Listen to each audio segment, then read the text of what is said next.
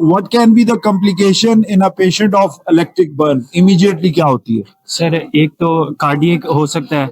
Number 1 arrhythmia, ये बता रहे हैं कि एरिथमियाज हो सकते हैं। नंबर 1 पे क्या है? इमीडिएटली क्या हो सकता है? एरिथमियाज हो सकते हैं। और नंबर 2 पे क्या होता है? पकड़ो। हाँ बोलो, शाबाश, मुंह के करीब करो। एमआई हो सकता है, हार्ट अटैक। हार्ट अटैक नहीं होता, कुछ और होता है जी। कार्डिक अरेस्ट में जा सकते हैं। एरिथमियाज की टाइप ही है आगे के, कार्डिक अरेस्ट भी हो सकता है। इनको दें। और क्या हो सकता है बेटा?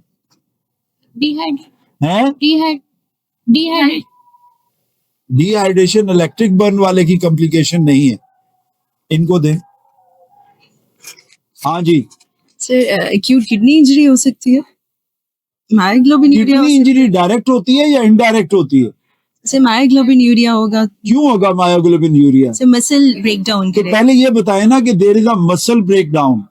ठीक है, जब वो ये वाले जो पेशेंट है इनमें जब करंट पास होता है तो मसल ब्रेकडाउन बहुत कॉमन है। Skin necrosis and the muscle breakdown, and the skin necrosis and the muscle breakdown may lead to the ATN, acute tubular necrosis कर सकते हैं ड्यू टू मायोग्लोबिन यूरिया। ठीक है, तो इसलिए इन पेशेंट्स में क्या चीज मॉनिटर करने की जरूरत होती है? Urine output. यूरिन आउटपुट देखना है आपने, फ्लूइड्स एडिक्वेटली देखना है, और क्या देखना है? RFTs कराएंगे, RFTs मॉनिटर करेंगे। हैं जी, पोटाशियम का लेवल भी देखना है। हाइपर कैलीमिया भी हो सकता है इन पेशेंट्स में। जब एक्सटेंसिवली बर्न होता है तो hyper kalaemia can be the cause, one thing. तो इसलिए जब फ्लूइड देना है आपने तो इनमें कौन सा फ्लूइड देंगे?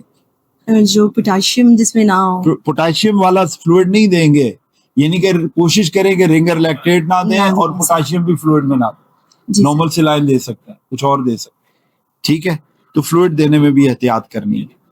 ठीक है जी सर। तो वो जो मसल नेक्रोसिस हो जाती है उसका क्या इलाज करें फिर? मरियम को दो।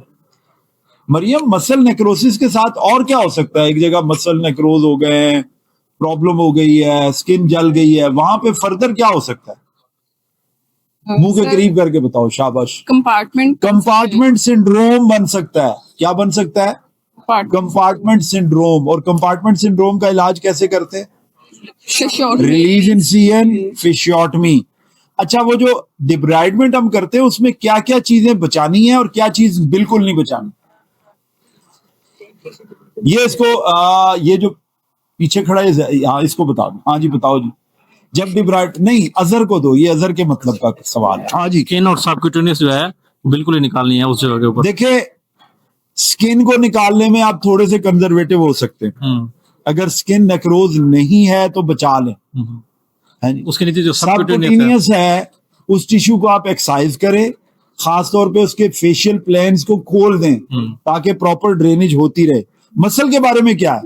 मसल को अगर मसल गैंग्रीन है तो सारा निकाल दें। जब मसल ब्लैक हो गया, गैंग्रीन हो गया, तो उसे नहीं छोड़ना आपने, वो निकाल देना।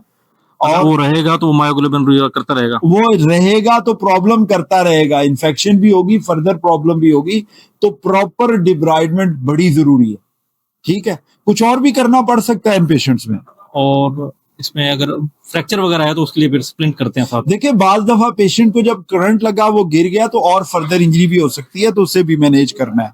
और हैंड की इंजरी अगर सर्कमफ्रेंशियल है तो फिर क्या करें? स्क्लेरोटमी करते हैं। अगर पेशेंट लेट आया, अगर अर्ली आ गया और सर्कमफ्रेंशियल इंजरी है तो उसे ओपन कर दें। लेकिन अगर लेट आया, जैसे वो पेशेंट लेट आया था और इसमें क्या है साथ, अगर साथ उसके गैंग्रीन हुई है तो go for the amputation, don't go for the sclerotomy. फिर स्क्लेरोटमी नहीं करनी। तो this is how you manage a patient of electric burn. ठीक है, एक पेशेंट, एक और सवाल, आम सा सवाल है, 2-3 बातें बड़ी इंपॉर्टेंट है।